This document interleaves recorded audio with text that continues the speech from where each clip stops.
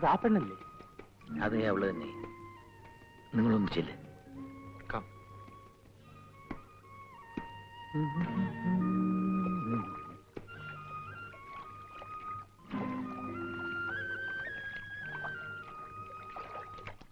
സീതയെ മുതലാളി വിളിക്കുന്നു.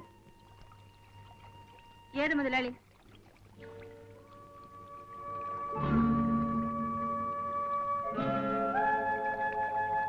ഞാനെന്താ അയാളുടെ വേലക്കാരിയാണോ? വിളിക്കുന്നിടത്ത് ചെല്ലാൻ. നിങ്ങൾ പോയി ജോലി നോക്ക്.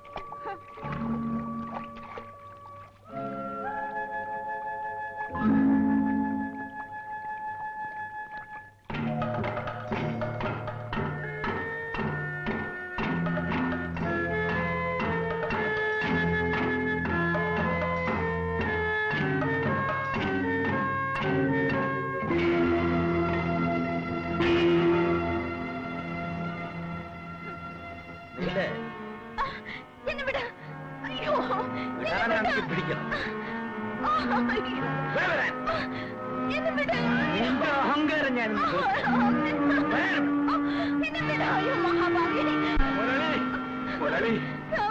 ഞാൻ പറയുന്നത് കേൾക്കുമ്പോൾ അവൾ ഉപദ്രവിക്കില്ലേ? അവൾ പാവമാണ് മുതലാളി. അതിന് ഞാൻ എന്ത് വേണം? മുതലാളി, ഞാൻ പറയുന്നത് കേൾക്കും മുതലാളി. അവൾ ഉപദ്രവിക്കില്ലേ മുതലാളി? ഞാൻ കല്യാണം കഴിക്കാനുള്ള പെണ്ണാണ് മുതലാളി. ഇത് ഉപദ്രവിക്കില്ലേ പോലും മുതലാളി? ഞാൻ പറയുന്നത് പോയാ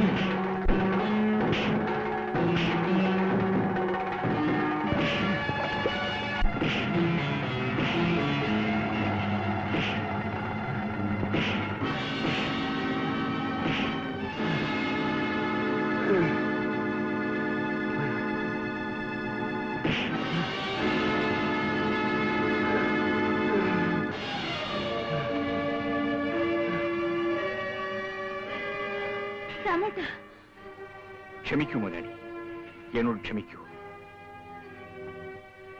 ഇത് ഞാൻ കല്യാണം കഴിക്കാൻ പോകുന്ന പെണ്ണാണ്. ഞാൻ വരട്ടെ മുതലാളി. ഒരു ശരി.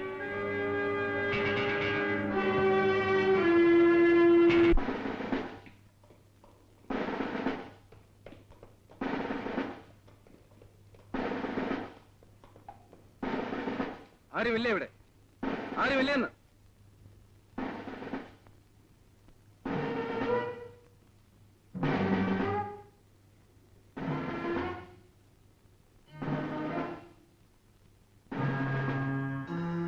എന്താ, എന്ത് വേണം?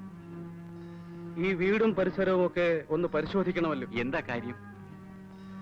കാര്യം അറിഞ്ഞെങ്കിലേ പരിശോധിക്കാവൂ എന്നുണ്ടോ? അയ്യോ, അങ്ങനെയൊന്നുമില്ല. പരിശോധിച്ചോണം, സുഖമായിട്ട് പരിശോധിച്ചോണം.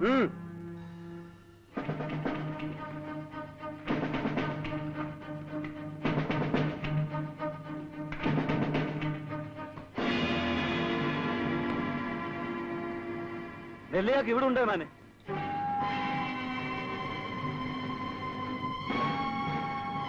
ഇതാരാ മുതലാളി ഇവിടെ കൊണ്ടുവന്ന് വെച്ചത്? എന്നോടാണോ ചോദിക്കുന്നത്? എന്റെ നെൽപ്പുരയിൽ നിന്നിട്ട് ഇവിടെ എങ്ങനെ എത്തിയെന്ന് ഞാനല്ലേ ചോദിക്കേണ്ടത്? തന്നെ അറസ്റ്റ് ചെയ്തിരിക്കുന്നു. എന്നെ എന്തിനു അറസ്റ്റ് ചെയ്യണം? ഞാൻ ഇതൊന്നും അറിഞ്ഞല്ലേ. അതൊക്കെ പിന്നീട് തീരുമാനിക്കാം. തൽക്കാലം സ്റ്റേഷനിലേക്ക് നടക്കണം. എന്നെ മനഃപൂർവ്വം ചതിക്കാൻ വേണ്ടി ഇവരാരോ ചെയ്തതാണ്. ഞാൻ മോഷ്ടിച്ചിട്ടൊന്നുമില്ല. അത് നന്നായി. മോഷ്ടിച്ചവരാരെങ്കിലും സ്വയം കുറ്റം സമ്മതിക്കുമോ സാറേ? കുടുംബപരമായി തന്നെ കൊണ്ടുവരാത്തവനാ. അച്ഛനൊരു റൗഡിയായിരുന്നു, അയാളെ ഒരുത്തം കുത്തിക്കൊന്നു. അമ്മ പഴച്ചവളും. അപ്പൊ പിന്നെ ഇവന്റെ കാര്യം പറയണോ? എരപ്പാളി, നീ എന്താടാ പറഞ്ഞത്? നീ അവിടുത്തെ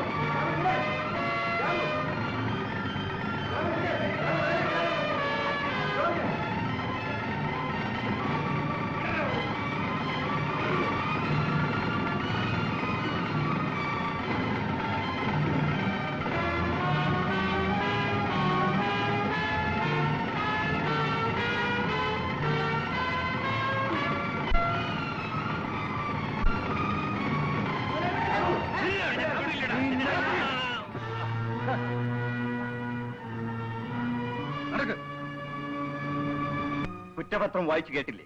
കേട്ടു. നിങ്ങൾക്ക് എന്തെങ്കിലും പറയാനുണ്ടോ? ഉണ്ട്. പറയൂ. ഞാൻ ഒരു കുറ്റവും ചെയ്തിട്ടില്ല യമാനെ. ഞാൻ മോഷ്ടിച്ചു എന്ന് പറഞ്ഞത് നുണയാണ്. ഞാൻ കള്ളനാണെന്ന് ഇവിടെ സത്യം ചെയ്ത് പറഞ്ഞവരെല്ലാം പച്ചക്കള്ളമാണ് യമാനെ പറഞ്ഞത്. പച്ചക്കള്ളമാണ്. പിന്നെ പോലീസുകാരെ ഞാൻ തല്ലിയെന്ന് പറഞ്ഞതിൽ സ്വല്പം സത്യമുണ്ട്. എന്റെ അച്ഛനും അമ്മയും പിഴകളാണെന്ന് മുതലാളി പറഞ്ഞപ്പോ ഞാൻ മുതലാളി തല്ലാൻ ചെന്നതാണ്. അപ്പൊ പോലീസ് അടക്കി ചാടി വീണു. ഞാൻ അറിയാതെ ഒന്ന് രണ്ട് അവർക്കും കിട്ടിപ്പോയി. അതിന് യജമാനെ എന്നോട് ക്ഷമിക്കണം. നിങ്ങൾ മോഷ്ടിച്ചിട്ടില്ല എന്നുള്ളതിന് സാക്ഷിയുണ്ടോ? ഉണ്ട്. ഞാനും ദൈവവും മാത്രം. അത് പോരാ, പുറത്തു നിന്നും സാക്ഷി വേണം. അയ്യോ, സത്യം ബോധ്യപ്പെടുത്താൻ സാക്ഷി വേണമെന്ന് ഞാൻ ഇപ്പോഴാണ് അറിയുന്നത്. എനിക്ക് സാക്ഷിയില്ല യമാനെ, സാക്ഷിയില്ല.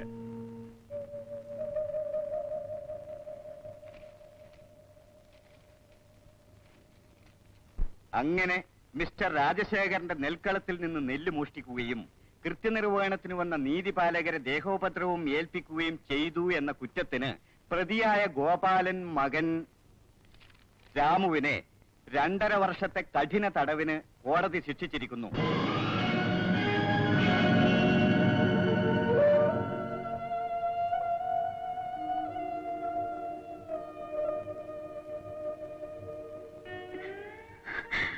സീത വിഷമിക്കാതിരിക്കൂ. ഗോപി വിവരങ്ങളൊക്കെ എങ്ങനെ അറിഞ്ഞു? സിന്ധു എഴുതിയിരുന്നു.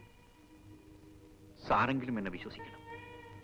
ഈ കാലത്തിനിടയിൽ ഞാൻ ആരുടെയും ഒരു വകയും മോഷ്ടിച്ചിട്ടില്ല. ഞങ്ങൾക്കിതെല്ലാം അറിയാൻ രാമു. ആ നെല്ലെങ്ങനെ അവിടെ വന്നു എന്നുള്ളത് പണിക്കര് പറഞ്ഞു. അതിനുള്ള കാരണം എന്തെന്നുള്ളത് സീതയും പറഞ്ഞു. എന്നിട്ട് നിങ്ങൾ ഈ വിവരം പോലീസിനെ അറിയിച്ച് എന്നെ രക്ഷിക്കാത്തത്?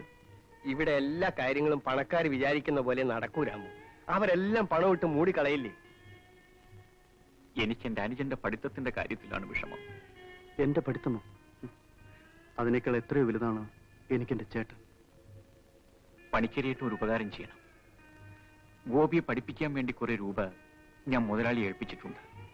അത് മാസം തോറും അദ്ദേഹത്തിന്റെ കയ്യിൽ നിന്ന് വാങ്ങി ഗോപിക്ക് അയച്ചു കൊടുക്കണം. കേട്ടോ ഗോപി? എന്നാ ഗോപി ഇപ്പൊ തന്നെ മുതലാളുടെ ബംഗ്ലാവിലേക്ക് പോന്നോട്ടെ. കൈയോടെ ഏൽപ്പിച്ചു കൊടുക്കാം. ഗോപി, നിന്റെ ചേട്ടൻ ഇങ്ങനെയൊക്കെ വന്നു എന്ന് വിചാരിച്ച് നീ മനസ്സിനെ വിഷമിപ്പിക്കരുത്. നീ ഉത്സാഹിച്ച് പഠിക്കണേ അനിയ. വാ മോളെ.